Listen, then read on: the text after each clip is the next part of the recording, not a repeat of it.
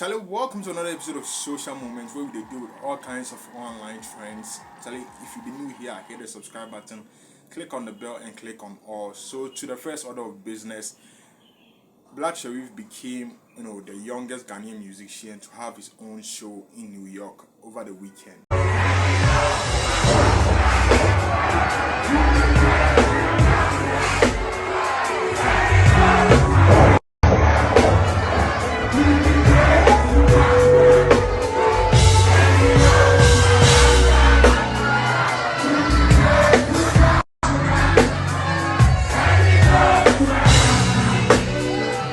He threw New York concert goers to an amazing performance, as he always does.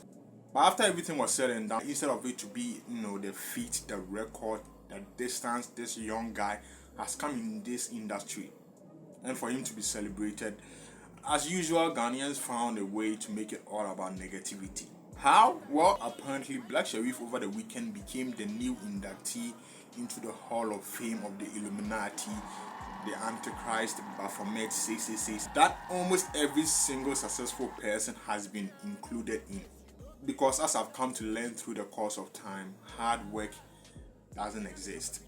People bust their ass, make an impact, put in the work for years to make their name, to build their brand, to get to where they are, only for some people to rubbish all of those hard work and chalk it up to some secret society in poor.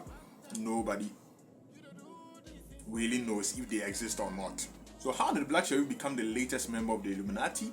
Well, during his performance in New York, during his concerts, there happened to be some sort of a projection, the backdrop, the screen, there was some figure on the screen, horned goat-like figure that has been, attributed to the Baphomet satanic symbol, that, fearmongers love sharing about.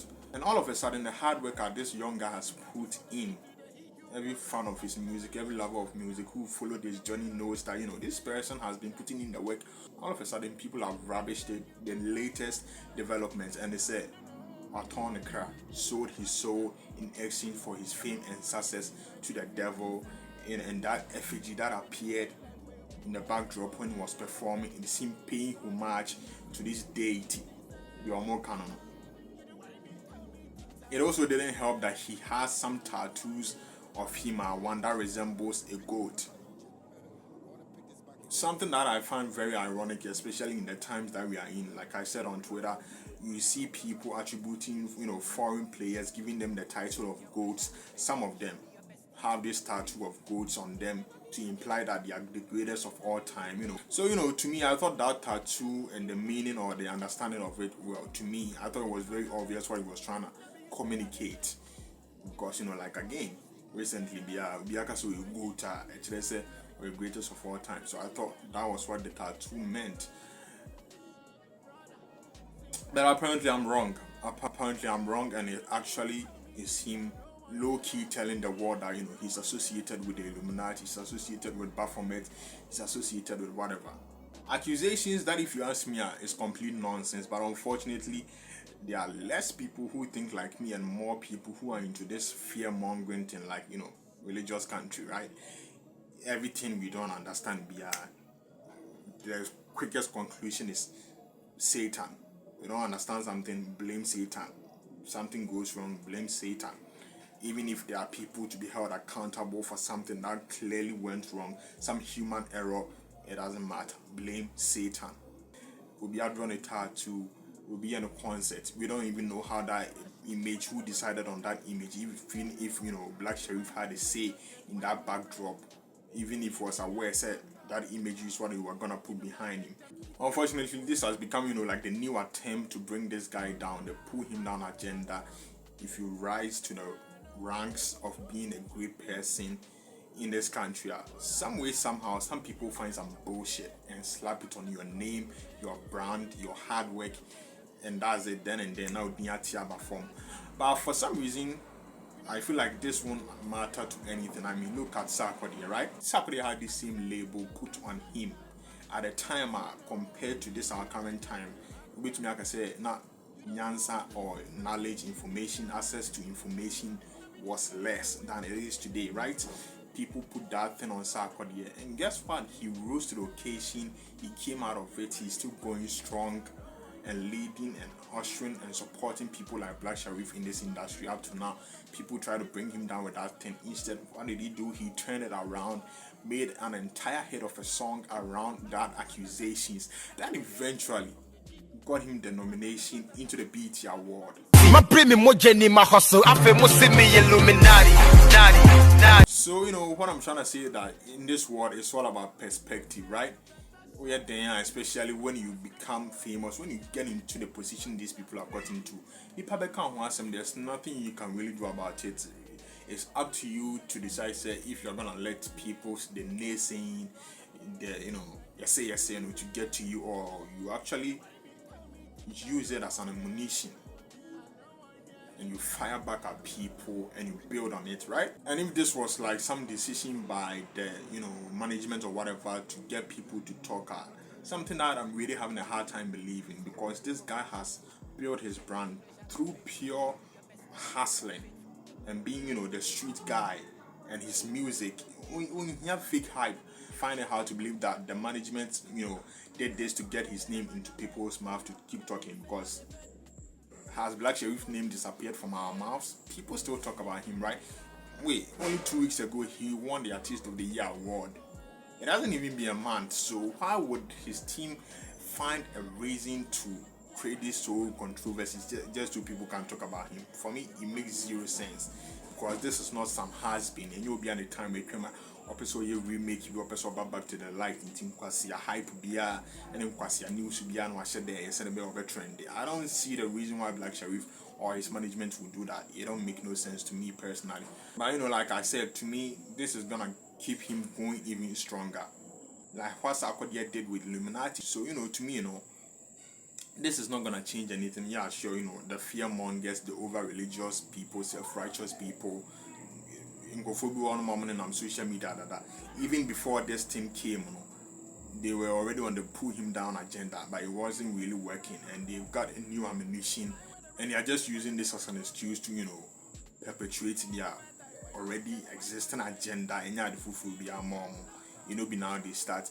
So to me, if Sarkodie has been able to rise above it again in an era, a time where ignorance was more prevalent than it is today, and still Sarkodie was able to rise above it and get where it is, I don't see any reason why this is gonna slow down Black Sharif or shut down the love people have for him. I really don't see it happen. Fortunately, and Biaba, we live in the era of knowledge, the era of information. Behind the Bemasa, because the same way they are pulling down somebody's hard work. But actually, that's how I feel about this whole situation. It'd be crazy. Let me know what you feel about it. Leave a comment. On to the next order of business. So there's been this recurring question whenever shows like Big Brother Niger, Big Brother Africa, Big Brother Titans take the names of the host countries, their contestants, like continental, fame, success, everything. There's been this recurring question where people are said, Ghana, when are we gonna get a show like that of our own? Because it really put these countries on the map, right? Well, ask no more, because finally, Ghana got its own Big Brother show. Sort of. So we woke up to see Media General TV3. I don't know if there was like advertisement about this thing, or because I honestly I saw no promotion or adverts or talks about it, but we woke up to see videos of what happens to be the format of Big Brother Niger and the likes happening right here in Ghana, except like on a small scale budget. You see that movie Apocalypto, and what Akebineza did, Akakalito. It's like I mean, the whole America. Honestly, that's like the best way I can describe it, right?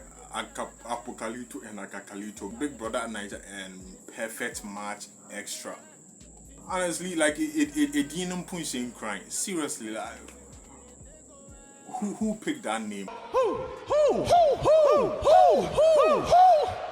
Like who picked that name, and who are the rest of people who thought, sure, Perfect Match Extra? I mean, that's right on the money. let's go with that. Like all of the names in the world, which is funny because this happens to be a lot of the Date Rush contestants happen to be in this show too. So I don't know, maybe Date Rush Extra, like something to link it.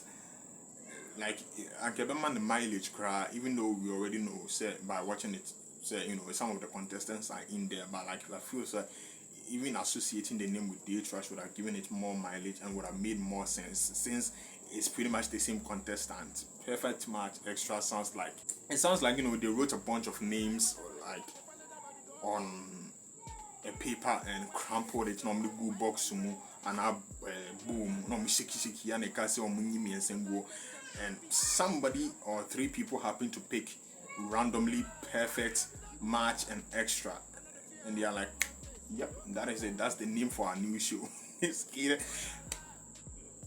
Honestly, all jokes aside, it looks like it has potential. It looks like, even though, like I say, Akakalito, small budget version of Big Brother Niger, Big Brother South Africa, Big Brother Titan, it honestly looks like it has potential. It could be great if it's supported, and they do some things right, because,